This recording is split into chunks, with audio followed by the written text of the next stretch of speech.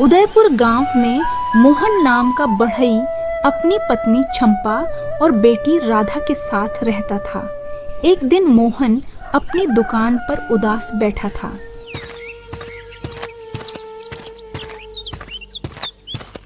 अरे क्या हुआ मोहन मेरे भाई, उदास क्यों बैठा है हूँ? किस बात से इतना परेशान है रे? क्या बताऊं किशन भाई, साहूकार का कर्ज चुकाने का कल अंतिम दिन है और ऊपर से गांव वाले मुझसे काम भी नहीं करवाते।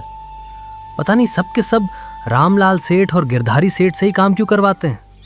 मैं तो भला उनसे सस्ता, और तो और पूरे गांव में भी मेरे से अच्छा कारीगर कोई नहीं है। अरे भाई, ये उन बड़े सेठ लोगों की साजिश है ताकि तुम्हारे पास कोई भी काम ना रहे और तुम थक हार कर ये दुकान ही बंद कर दो, जिससे उनकी दुकान अच्छे से चलती रह सके। अब क्या करूं हरिया भाई, मेरे तो कुछ समझ में नहीं आ रहा। हो सके तो तुम ही कोई मदद कर दो भाई। क्या बताऊं मोहन भाई, मेरी भी हालत कुछ तुम्हारे जैसी ही हो रखी है। घर में खाने के लिए दाने नहीं हैं और जिस दिन मुझे कोई काम नहीं मिलता उस रात हमें पानी पीकर ही सोना पड़ता है। अब ऐसी हालत में मैं भी तुम्हारी मदद नहीं कर सकता। होनी को कौन टाल सकता है, जो किस्मत में होना है वही होगा। अब तुम भी क्या कर सकते हो मोहन भाई, देखते हैं कल के दिन किस्मत में क्या लिखा है। उसके बाद किशन यहाँ से चला जाता है और मोहन सोचने लगा कहाँ से लाऊं इतने पैसे। तभी उसे उन ग्राहकों की याद आती है जो उससे उधार में सामान लेकर गए थे। थोड़ी देर बाद मोहन अपने ग्राहक जोरावर सिंह के पास पैसे लेने पहुंच जाता है। अरे जोरावर भाई। अरे मोहन, कहो भाई, कैसे आना हुआ है? जोरावर भाई, तुमने 1 महीने का नाम लेकर उधार में सामान लिया था मेरे से, लेकिन 4 महीने बीत गए। मैं पिछले 3 महीने से चक्कर लगा रहा हूँ, अभी तक उसके पैसे नहीं दिए तुमने। अरे रे मेरे मोहन, 1-2 महीने तो ऊपर नीचे हो ही जाता है? 1000 रुपए ही तो है, मिल जाएंगे। ऐसे रोज रोज मत आया कर मेरे पास पैसे मांगने, ले जाना अगले महीने। नहीं, अब मैं 1 दिन भी नहीं निकाल सकता। मुझे अभी के अभी पैसे चाहिए। कर मुझे साहूकार का कर्ज चुकाना है। अगर कर्ज नहीं चुका पाया तो वो हरामी साहूकार मेरी दुकान हड़प लेगा। अबे बेशर्मी की भी हद होती है। तुझे बोल दिया ना, एक बार में समझ नहीं आता क्या है? ज्यादा नहीं तो थोड़े बहुत पैसे ही दे देते हैं। बस, अब अगर एक शब्द भी बोला ना तो भूल जाना पैसे। एक फूटी कौड़ी भी नहीं मिलेगी तुझे, समझा? चल भाग यहाँ से, आया बड़ा पैसे मांगने वाला। इतना सुनकर मोहन निराश होकर यहाँ से चला जाता है। हे राम राम राम राम राम, ऐसा दिन किसी को मत दिखाना। तभी मोहन पत्थर से ठोकर लगने पर गिर जाता है, जिसे देखकर आसपास के गांव वाले उस पर हंसने लगे। तब टूटा दिल लेकर मोहन चुपचाप यहाँ से चला जाता है और अपने दूसरे ग्राहक के घर जाता है, जो गांव का कंजूस पैसे वाला आदमी है। भाग्यवान, ये पकड़ पैसे, इनको ध्यान से तिजोरी में रख देना। हाँ, इनमें से 1 पैसा भी कम नहीं होना चाहिए, समझ गई ना? ठीक है जी। अरे कोई है क्या घर में? गिरधारी, ओरे गिरधारी, घर पर है क्या रे? कौन है? आ रहा हूँ भाई। मोहन, तुम हो? आओ। वैसे आज मेरे घर कैसे आना हुआ भाई तुम्हारा? हाँ, मैं तो पैसे लेने आया हूँ, जो 2 महीने पहले तुम दुकान से उधार में सामान लेकर आए थे ना, अभी तक लौटाए नहीं। अच्छा, याद आया मोहन। तेरे पैसे दे तो देता भाई, पर इस बार हाथ में नहीं है। अगले महीने आकर ले जाना पैसे। लेकिन गिरधारी, मुझे तो पैसों की अभी जरूरत है। कल साहूकार का कर्जा चुकाना है। पूरे नहीं तो कम से कम थोड़े बहुत तो दे दो, उन्हीं से काम चला लूंगा। अबे बोला ना, इस बार हाथ तंग है। इन पैसों से कौन सा तेरा सारा कर्जा चूक जाएगा? इतने तो है ही नहीं, और तेरे पैसों को लेकर मैं कहीं भाग रहा हूँ क्या? हैं? अरे गिरधारी, थोड़े पैसे तुमसे और थोड़े बहुत दूसरों से ले लूंगा। ऐसे करके पैसे हो जाएंगे तो मैं साहूकार का कर्जा चुका दूंगा, और अगर पूरा ना चुका पाऊंगा तो कम से कम मुझे कुछ दिनों की और मोहलत तो मिल जाएगी ना। नहीं तो वो साहूकार मेरी दुकान हड़प लेगा। अबे एक बार बोलने से समझ नहीं आता क्या? नहीं है पैसे, चल जा यहाँ से। ठीक है गिरधारी, इसमें तेरी कोई गलती नहीं। मैं ही पागल था जो सबके बार बार मना करने पर भी पता होते हुए तुम जैसे लोगों को उधार में सामान दे देता था। इतना कह के मोहन दुखी होकर अपने दूसरे ग्राहक के घर की ओर चल देता है। स्वामी, आप इसको पैसे दे क्यों नहीं देते? वो कितनी बार घर आ चुका है पैसे मांगने। पैसे रखे तो है तिजोरी में। मुझे तो बेचारे पर दया आ रही है। जरूर इसे पैसों की सख्त जरूरत है। अरे रे रे रे, चुप कर। जब देखो कचर कचर कचर बोलने का एक भी मौका नहीं छोड़ती। ये घर और तेरा ये सोने का हार ऐसे ही नहीं बना, इसी तरह पाई पाई बचाने से बनते हैं। चल अब और चलकर अपना काम कर। आई बड़ी दानवीर। आपसे तो बात करना मतलब दीवार पे सर मारना। इधर गांव में मोहन के जितने भी उधारी वाले ग्राहक थे, मोहन उन सबके घर पैसे लेने जाता है तो सब उसे कुछ न कुछ बहाना बना के बिना पैसे दिए खाली हाथ ही वापस भेज देते हैं। सुबह से शाम हो चुकी थी। सब जगह से मोहन को निराशा मिलने पर मोहन समझ जाता है गांव में उसकी मदद करने वाला कोई नहीं है। अब मदद तो सिर्फ ऊपर वाला ही कर सकता है। इतना सोचते सोचते गांव के नुक्कड़ पर बनी चाय की टपरी पर पहुंच जाता है। घासी काका, एक चाय मिलेगी? अरे क्यों नहीं मोहन, जरूर जरूर, आओ आओ, अभी तुम्हारी ही बात चल रही थी। अरे रे रे रे मोहन, पैसे तो है क्या तेरे पास? हाँ, या ऐसे ही मुंह उठाकर चला आया? कहीं बेचारे घासी को बर्बाद करने का इरादा तो नहीं है ना तेरा? हाँ, बिल्कुल सही कहा मुखिया जी आपने। मुखिया जी, भले मेरे पास पैसे नहीं हो, लेकिन मैं उनके जैसा नहीं हूँ जो पैसे होने के बावजूद भी लोगों के हक के पैसे नहीं देते, बल्कि उल्टा उन्हें अपने पीछे पीछे चक्कर लगवाकर मजे लेते हैं। और रही बात छगन चाचा की, तो उनको मुझ पर पूरा विश्वास है। मैं उनके पैसे लौटा दूंगा। तो तुझे क्या मैं लोगों के हक का पैसा खाने वाला लगता हूँ? हैं? भूल मत, तू मुखिया से बात कर रहा है, मुखिया से। मुखिया जी, गुस्सा करने की कोई जरूरत नहीं है। मैंने तो भला आपका नाम लिया ही नहीं। मैंने तो उनके लिए कहा है जो ऐसा करते हैं, और ऐसा करने वालों का नाम बताने की भी कोई जरूरत नहीं होती, क्योंकि हराम का खाने से उनकी शर्म हया तो मर चुकी है। जिस दिन खुद पर बीतेगी तब समझ में आएगा उनको। अबे ससुर के नाती, मैं अच्छे से जानता हूँ तू किसके बारे में बोल रहा है। तेरी इतनी हिम्मत! रुक, तुझे तो अभी मजा चखाता हूँ। अरे रे रे रे भैरव, तुझे मिर्ची क्यों लगी रे? हाँ? मैं तो मुखिया जी से बात कर रहा हूँ और मैंने तो तेरे नाम का जिक्र तक नहीं किया। अब क्या करें मुखिया जी, कुछ लोग होते ही ऐसे हैं जिनके नाम बोलने की कभी जरूरत ही नहीं पड़ती, बल्कि खुद ही साबित कर देता है कि बात उसी की चल रही है। अरे मोहन बेटा, शांत शांत, मुझे इस गांव में किसी पर भरोसा है तो वो सिर्फ तुम ही पर है। अरे इनको क्या पता, जिस दुकान पर बैठकर ये लोग चाय की चुस्की लेते हैं वो तेरी ही बदौलत है मेरे पास। तुम उस समय पैसे देकर मेरी मदद नहीं करते तो मेरे हाथों से ये दुकान चली जाती। छोड़ो इनको, ये पूरा गांव ही ऐसा है। मदद लेने तो भागे भागे आते हैं, लेकिन मदद करने की बारी आती है तब बहाने बनाते हैं। हाँ, सही कहा घासी काका, इस गांव के लोग है ही एहसान फरामोश।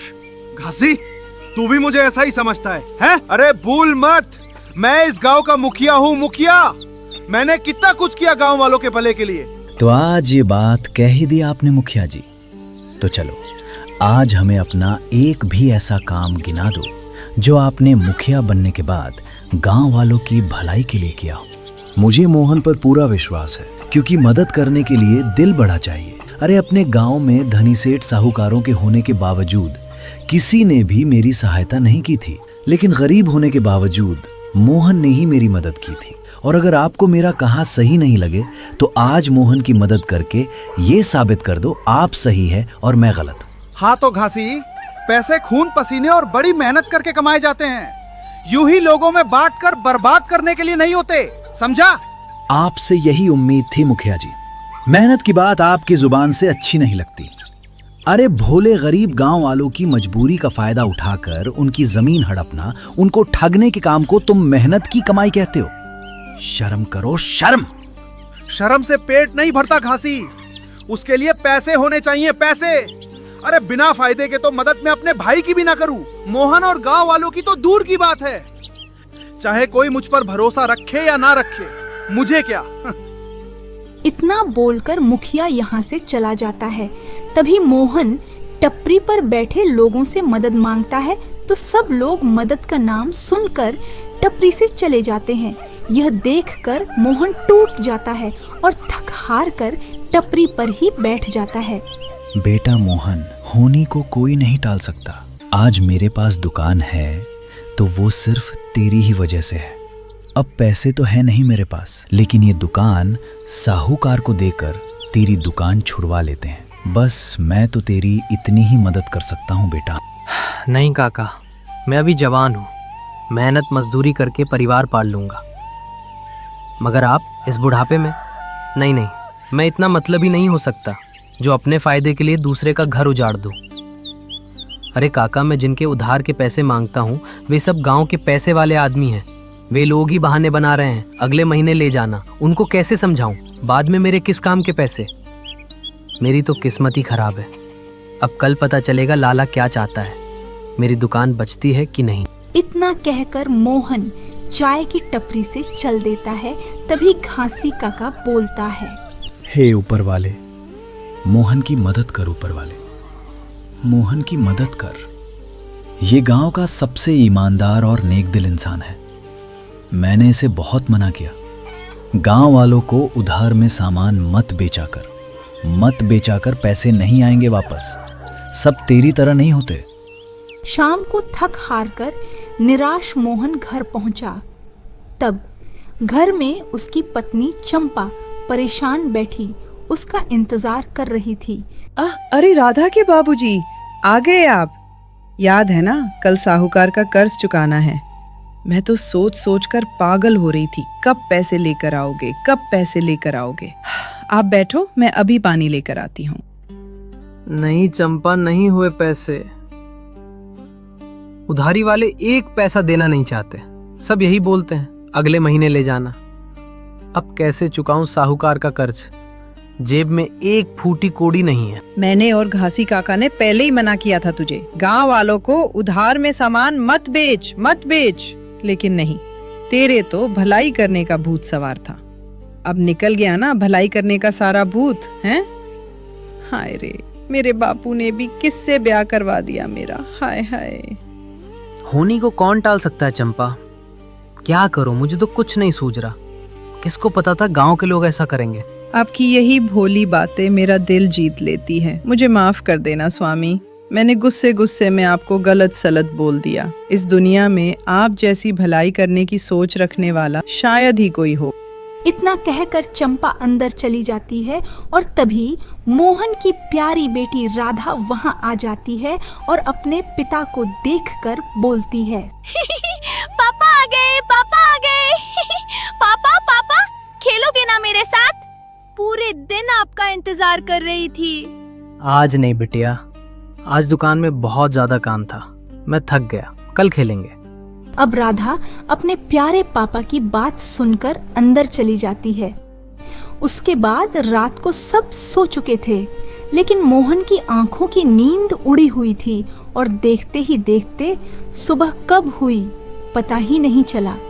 चंपा, साहूकार किसी को भेजे उससे पहले मैं ही हवेली चला जाता हूँ और देखता हूँ कोई बात बनेगी तो कुछ दिनों की और मोहलत मांग लूंगा। मोहन की बात पूरी भी नहीं हुई कि अचानक गांव में धूल उड़ाती बैलगाड़ी तेजी से आई, जिसमें साहूकार का सबसे भरोसेमंद नौकर कालिया सवार था। और देखते ही देखते बैलगाड़ी मोहन के घर के सामने रुक जाती है। अबे ओ मोहन, बाहर निकल। अरे आया कौन है भाई?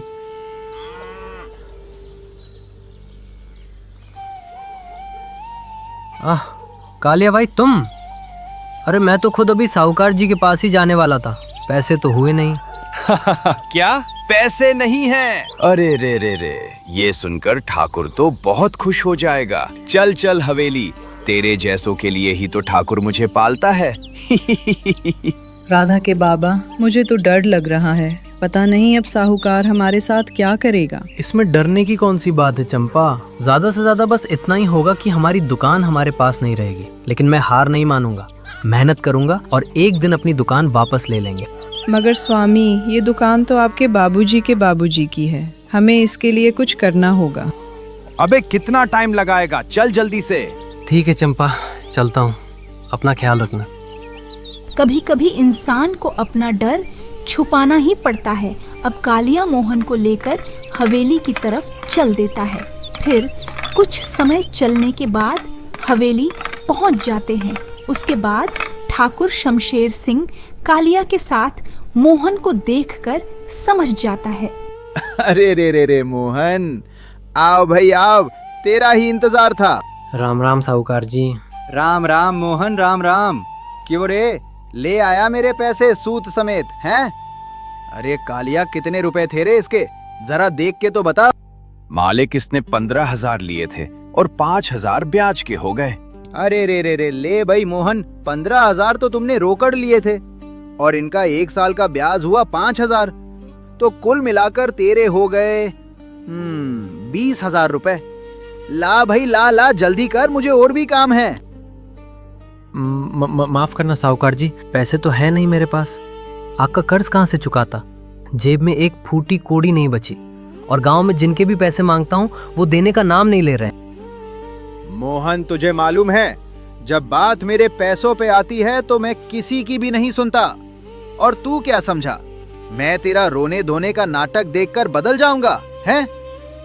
अरे तुम गरीब लोग पहले तो पैरों में गिड़गिड़ा कर कर्ज लेते हो और जब चुकाने का वक्त आता है तब रोने का नाटक दिखा करके दया की भीख मांगते हो।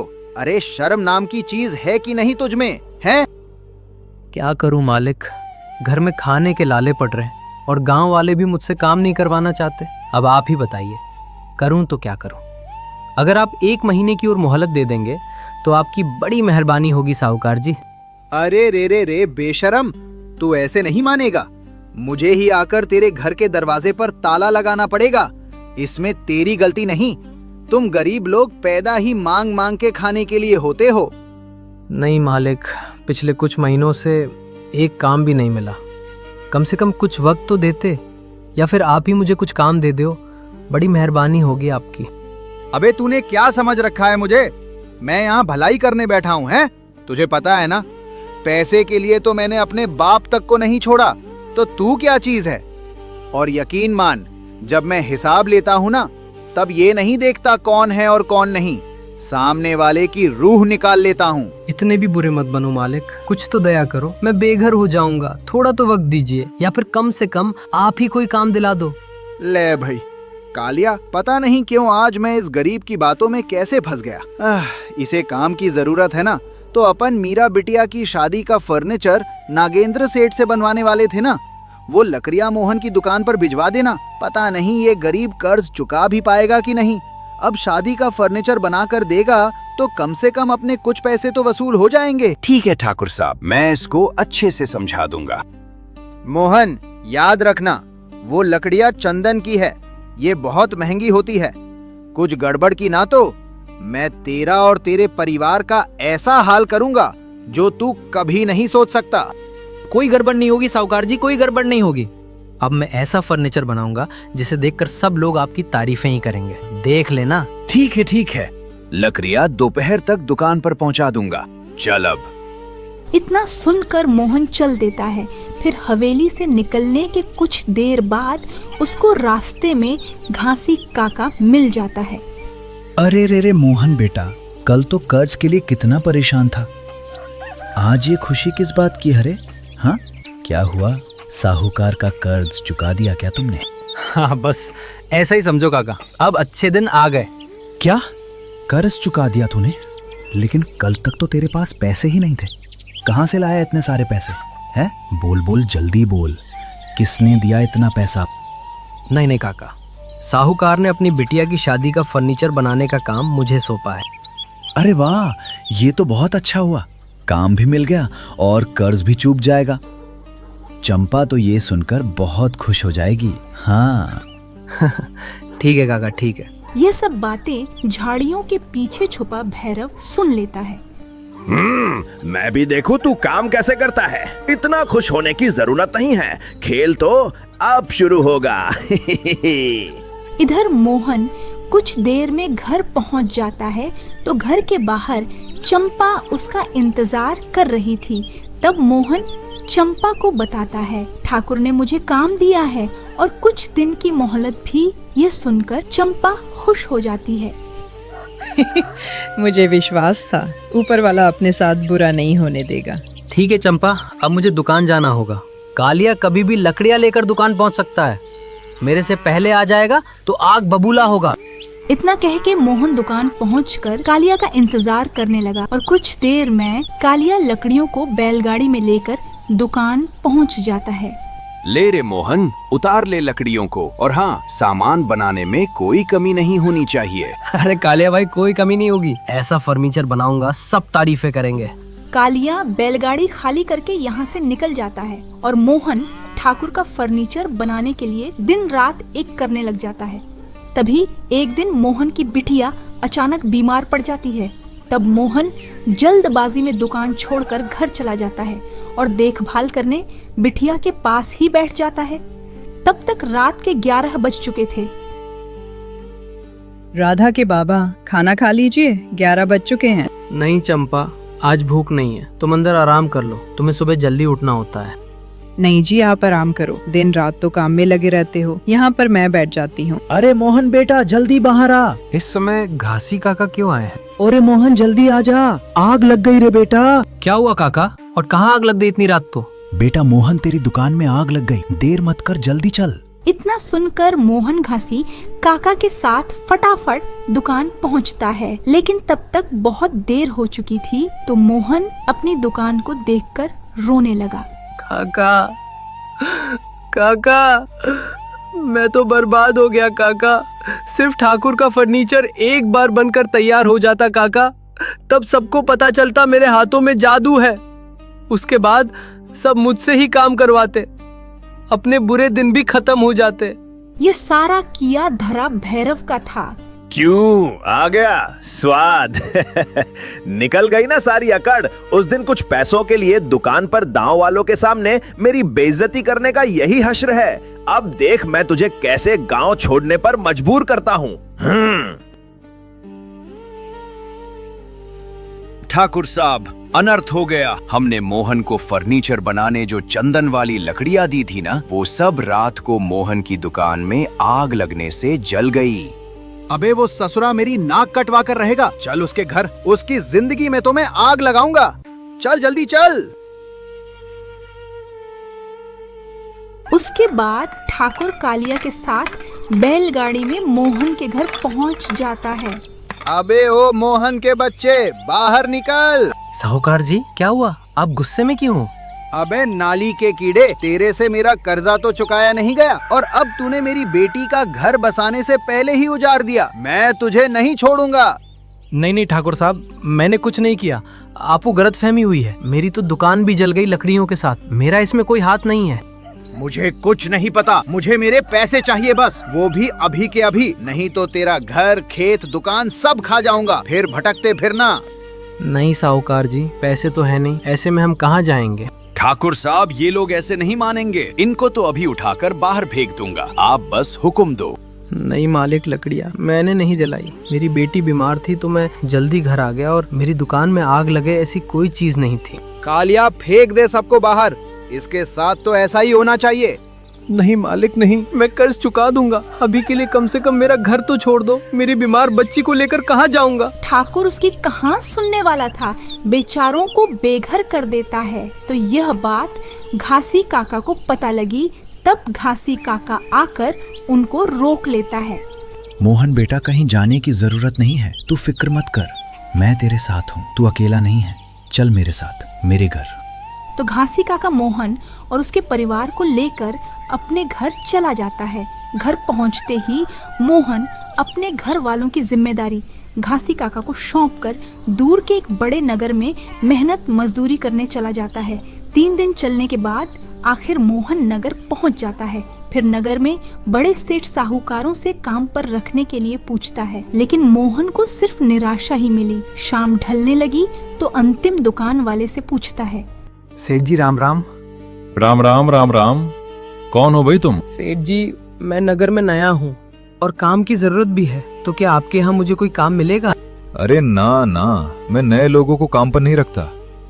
वैसे भी मेरे पास मजदूरों की कमी नहीं है, तुम कहीं और जाकर काम ढूंढो। सेठ जी, मैंने सब जगह काम की तलाश की, बस आप अंतिम हो। रात भी होने लगी है, आप जो बोलोगे मैं वो काम करूंगा, और आप जितने पैसे देंगे मैं उतने पैसों में काम करने को तैयार हूँ, लेकिन मुझे काम पर रख लो, शिकायत का कोई मौका नहीं दूंगा। तू इतना बोल रहा है तो ठीक है, कल से काम पर आ जाना। तब मोतीलाल सेठ मोहन को आधे से आधे पैसों में काम पर रख लेता है। मोहन मोतीलाल सेठ वाले लकड़ी के कारखाने में काम करने लग जाता है। एक साल गुजरते गुजरते मोहन अपनी कारीगरी के चलते पूरे नगर में मशहूर होने लगा। सबकी जुबान पर मोहन की बातें ही होने लगी, जिसके कारण एक दिन नगर का सबसे अमीर धर्मदास सेठ मोहन से मिलने आता है। अरे भाई मोहन, तुम तो जादूगर हो भाई। सबकी जुबान से तुम्हारे काम की सिर्फ तारीफें निकलती हैं। जिसे देखो बस तुमसे ही फर्नीचर बनवाना है। बस ऊपर वाली की माया है सेठ जी। वाह भाई वाह, तुमने तो मेरा दिल जीत लिया। हुनरमंद तो हो ही, लेकिन घमंड बिल्कुल नहीं। लेकिन तुम नगर के छोटे कारखाने में काम क्यों करते हो? अरे तुम्हें तो नगर के सबसे बड़े कारखाने होना चाहिए था। चलो मेरे साथ मेरे कारखाने में, वहाँ हुनर के हिसाब से मजदूरी मिलती है। नहीं नहीं सेठ जी, मैं मोतीलाल सेठ को धोखा नहीं दे सकता। लेकिन मैं तो नगर पैसे कमाने आया था। मोतीलाल सेठ तो मुझे 100 रुपए देता है, लेकिन आप मुझे इससे ज्यादा पैसे दोगे तब मैं आपके साथ चलने के बारे में सोच सकता हूँ। क्या मोतीलाल सेठ तुमको इतनी कम मजदूरी देता है? अरे रे रे रे, हद हो गई भाई। कोई इतना लालची कैसे हो सकता है? तुम नगर के सबसे हुनरमंद बड़ा ही हो और मैं यहाँ का सबसे अमीर सेठ। तुम्हें मैं 800 रुपए मजदूरी दूंगा। बोलो, चलोगे मेरे साथ?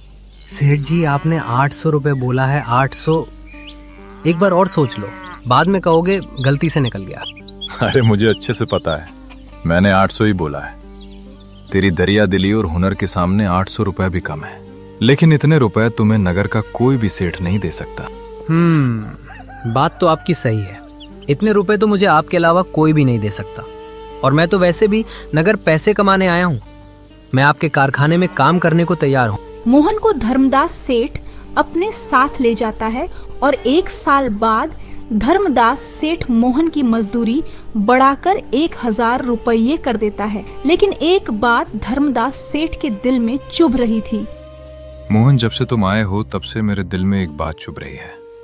तुम तो नगर पैसे कमाने आए थे ना, तो ऐसी भी क्या मजबूरी आ गई थी तुम्हें, जो इतने अच्छे कारीगर होने के बाद भी तुम उस छोटे से कारखाने में सिर्फ 100 रुपए में काम कर रहे थे? क्या बताऊं सेठ जी, इसके पीछे भी एक कहानी है। नगर में नए आदमी को कोई आसानी से काम नहीं देता, और जो देता है वो मोतीलाल सेठ की तरह कम पैसों में काम पर रखता है। नगर में मैं पैसे कमाने आया था, लेकिन मजबूरी में फंस गया। गांव में मेरा भी घर खेत दुकान हुआ करती थी, लेकिन गांव में लोग बड़े सेठ की दुकानों से ही काम करवाते थे। काम नहीं मिल रहा था तो मुझे कर्ज लेना पड़ा, और कर्ज चुका नहीं पाया तो सब छिन गया। मोहन सेठ को सारी कहानी विस्तार से बताता है। गरीबी का कर्ज, काम ना मिलना, काम मिला तो दुकान जल गई, फिर लाला उसकी सारी जमीन हड़प लेता है। इतना सुनकर धर्मदास सेठ का दिल भर आया। हे राम राम राम राम, ये तो बहुत बुरा हुआ। मोहन, तुम बड़े हिम्मत वाले हो, और ऊपर वाला भी हिम्मत वाले की ही परीक्षा लेता है। तुम्हारा सब चला गया, लेकिन तुमने हिम्मत नहीं हारी। सेठ जी, परिवार के लिए करना ही पड़ता है, और फिर मुझे अपना पुश्तैनी घर, खेत, दुकान भी तो साहूकार से छुड़वाने हैं। अच्छा तो मोहन, तुम आज ही अपने गांव निकलो। लेकिन तुम्हारा गांव तो बहुत दूर है। तो तुम मेरी बैलगाड़ी लेकर जाना, और हाँ, तुम्हें जितने भी पैसों की जरूरत है वो सब मुनीम जी से ले लेना। फिर गांव जाकर पैसे उस साहूकार के मुंह पर मारना और अपना घर, खेत, दुकान सब वापस ले लेना। तुम्हें डरने की कोई जरूरत नहीं है। अब से तुम्हारे साथ मैं हूं। माफ करना सेठ जी, आपके पैसे मैं कैसे ले सकता हूँ? आप ही की बदौलत मैं कचरे से निकल पाया हूँ। अगर आप नहीं होते तो मैं आज भी उसी जगह 100 रुपए में अपनी जिंदगी रगड़ रहा होता। कहाँ मुझे 100 रुपए मिलता, कहाँ आपने मुझे 800 में रखा। उसके बाद भी आपकी दया हुई और मुझे 1000 रुपए देने लगे। अब मैं आपसे और कुछ नहीं ले सकता। मोहन, मुझसे सेठ समझकर न सही, कम से कम अपना बड़ा भाई समझकर ही ले ले। मैं नगर के दूसरे सेठ साहूकारों जैसा लालची नहीं हूं। अब देर मत करो, जल्दी से जाओ अपने गांव। सेठ जी, अब आपने बड़ा भाई ही बोल दिया तो मैं आपकी बात कैसे टाल सकता हूँ? और हाँ मोहन, तुमने मुझे लाखों रुपयों का फायदा करवाया है, और तुम अपने घर वालों से कई सालों से दूर हो, तब मैं तुम्हें कम से कम 2 महीने की छुट्टी तो दे ही सकता हूँ। हाँ, काम की चिंता मत करना, ये तो ऐसे ही पूरी जिंदगी चलता रहेगा। अब जल्दी से गांव जा। मोहन धर्मदास सेठ से आज्ञा लेकर उनकी बैलगाड़ी से अपने गांव की ओर चल देता है। फिर कई सालों बाद मोहन गांव पहुंचकर सीधा साहूकार का कर्ज चुकाता है और अपनी जमीन जायदाद वापस ले लेता है। फिर अपनी बेटी और पत्नी के साथ हंसी खुशी रहने लगा। मोहन पैसे वाला बनने पर गांव के सब लोग आश्चर्य में थे। ऐसे ही एक दिन कर्ज न चुकाने पर साहूकार भैरव की जमीन जायदाद हड़प लेता है तो भैरव गांव छोड़कर जाने लगा। तब मोहन साहूकार को भैरव का कर्ज चुकाकर गांव से जाने पर रोक लेता है। तभी भैरव मोहन से कहता है, मोहन, मैंने बहुत गलत किया तेरे साथ, मुझे माफ कर देना। अरे मुझसे माफी किस बात की मांग रहा है? और ऐसा क्या हो गया है? तुमने पैसे ही तो नहीं दिए थे, इसमें माफी मांगने की कौन सी बात है? नहीं नहीं, जरूरत के समय पैसे होते हुए मैंने तुझे पैसे नहीं दिए। फिर एक दिन टपरी पर मेरा मजाक बनाया, जिसका गुस्सा मैंने तेरी दुकान जलाकर निकाला। हो सके तो मुझे माफ कर देना मोहन। क्या? मेरी दुकान तुमने जलाई? लेकिन देखो, तुमने आज अपनी गलती खुद कबूल कर ली। बस इसीलिए मैं तुम्हें माफ कर रहा हूँ। अगर तुमने मेरी दुकान ना जलाई होती तो मैं आज इस मुकाम पर कभी नहीं पहुँचता और शायद ही मेरे पास इतना पैसा होता।